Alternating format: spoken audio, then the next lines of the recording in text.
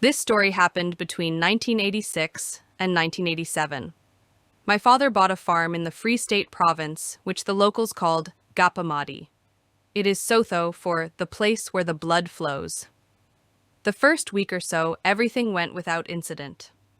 I was about 3 at that moment, so this story is partly what I remember, and mostly what I'd been told. Around the third night in the new farmstead, there came a knock at the master bedroom's window. My dad opened the curtain to find no one there. Just as he got into bed for the second time, there it was again, but this time from the kitchen at the other end of the house. So my dad got up, again, to find no one there. As he turned his back on the door, all hell broke loose. The knocking started again, but went in rapid succession from one window to the other, covering the whole house. As my dad gathered all of us together, it suddenly started hailing stones. It went on like this for the rest of the night until the first African plovers started their calls in the morning. Suddenly, all went completely silent.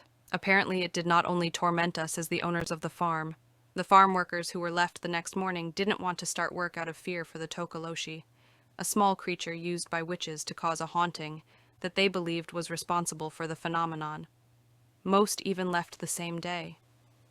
Other spirits also started walking around the house and garden. I believe that these were former owners and inhabitants of our farm. They appeared to be wearing clothes from the early 1900s. There was an older gentleman around his 60s smoking a pipe. The smell of pipe smoke would sometimes fill the living room, together with a young man around his early 30s haunting the house. On bright sunshine days, a woman also around their 30s would be seen cutting roses from the formal rose garden. A young girl judged by her height to be around 5 years of age running around her mother, both of them wearing bonnets, as was the custom among Boer folk for centuries. A few nights later, most of my family awoke due to the activity, heard the neighing of horses in the old stone corral.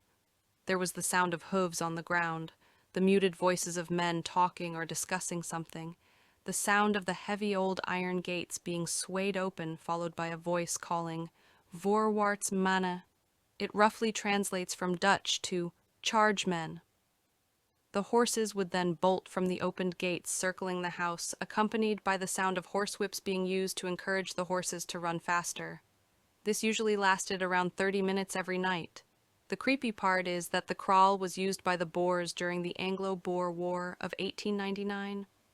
There is also some British graves in the middle of one of the cornfields as reminder of a Boer victory during 1899, some unnamed battle during the year 1900.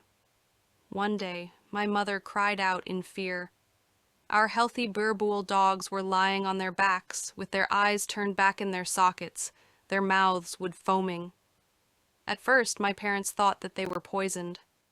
My father fetched the pickup, put them on the back, and rushed towards town to take them to a vet. Just as my father exited the gate at the border of the farm, the dogs suddenly got up and acted as if nothing was wrong. This then continued countless more time, the dogs being immobilized for up to 15 minutes. Things quickly got worse from this point onwards. The stone throwing escalated, the sound of stones raining on the corrugated roof got worse, and it started finding human targets to throw stones at. My father and my 17-year-old brother were on the patio one evening, as we started to get used to it, as it had not hurt us at the time. Suddenly, a stone had hit my brother on his forehead, immediately forming a bump. My father and brother both described the sound, a high-pitched whizzing noise as if shot from a slingshot. The next day, my father installed strong spotlights around the house and cut all of the lovely fruit trees surrounding the house down in an attempt to catch the culprits, but to no avail. Everything continued as usual with no one in sight. It seemed as if the rocks being thrown materialized from thin air. At this stage, it started to focus on my brother. He stayed in his own roomy one-bedroom flat, about 10 meters from the main house, as it only had 3 bedrooms, and we were 4 children. He was studying for a year-end exam when something unseen but hairy and touchable started attacking him from his back. My brother was into bodybuilding at the stage, and already had the big burly Afrikaner built at that age, standing 1.98 meters tall and 105 kilograms heavy with little fat. Strangling him for 25 minutes on and off, an epic struggle ensued. When he finally broke loose from the creature's grip, he was covered in blood and looked like he was strangled using a garrote wire, his chest cut by claws or blunt metal blades. Today, in his 40s, he still bears the scars on his chest. He was not the only victim, as it turned out. My mom was lying on the bed, reading as she usually did around the afternoon, when suddenly she became paralyzed by something unseen. Shortly thereafter, a bulldog just appeared in the bedroom door. My mother said it felt like eternity as she soaked in every detail of the entity. It also was a Boer bulldog, but he had a white spot between his eyes, whereas ours had black masks. His face was tinted reddish-pink as if by blood, red slime dripping from its mouth. The dog then started to proceed towards her, jumping on the bed, and then climbed onto her, pinning her down and paralyzing her, staring her in the eyes. After what must have felt like an eternity, he just jumped off and left the room. It happened a few times more, even at night with my father next to her. Being paralyzed, she could not alert my father. My aunt, being a stout Protestant Christian, came to visit, as she did not believe the accounts related to her by my mother. My niece, who was around 15 at the time, came with her. The first night being there, activity was a bit quiet. My sister and my niece were sitting in the bath that evening when a stone came flying through the window, cracking the bath between them.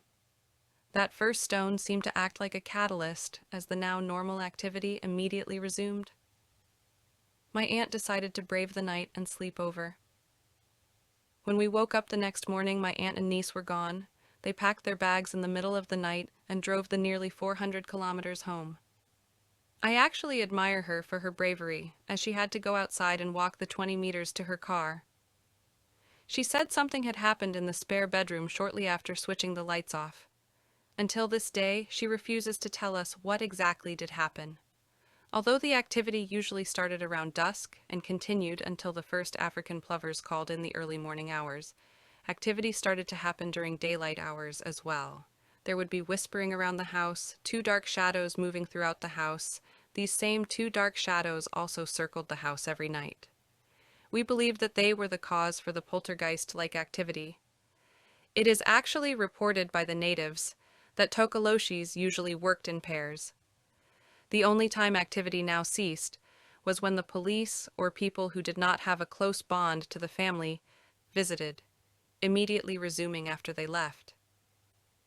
It was also at this time that spontaneous fires started around the employees' homes. It started out almost as if harmless, but one day some of the employees came bashing at the door, screaming that one of the other workers' house was burning down with flames already seeping through the windows. He was on leave and the door was locked from the outside with a strong deadbolt. When the door was finally opened, they witnessed that only the edges of the kitchen cupboards were burning. After the flames were extinguished and all of the smoke subsided, they were shocked to find that there was no damage apart from the burst windows and smoke damage. My parents now got desperate, as my father had put all of their savings into a deposit for the farm. Selling it then would have financially ruined my parents. The church did not seem to care. Besides, they alleged that my parents did this for attention. My parents used to be respected people in town, as my father was head of the traffic department and a deacon in church. Suddenly people laughed behind their backs. Most of town had abandoned my family at this stage. Some even accused my brother of staging it all. My dad now was being fed up of nothing working, and contacted a traditional African witch doctor from the old Bophuthatswana he had heard of.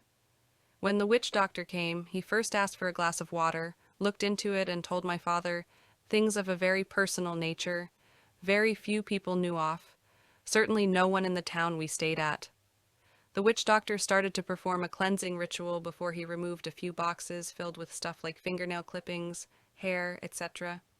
He then went on to tell my dad that the previous owner had put a curse on the farm, as he was peed off because he went bankrupt and wanted no one else to stay for too long. The night after the cleansing, a storm came up, but instead of thunder, there was the crying of a baby. Very freaky. The wind blew from the one border fence of the farm to the other, about 1,500 hectares, and then almost everything stopped as suddenly as it had started. Most will not believe me, but trust me. Sometimes the truth really is stranger than fiction.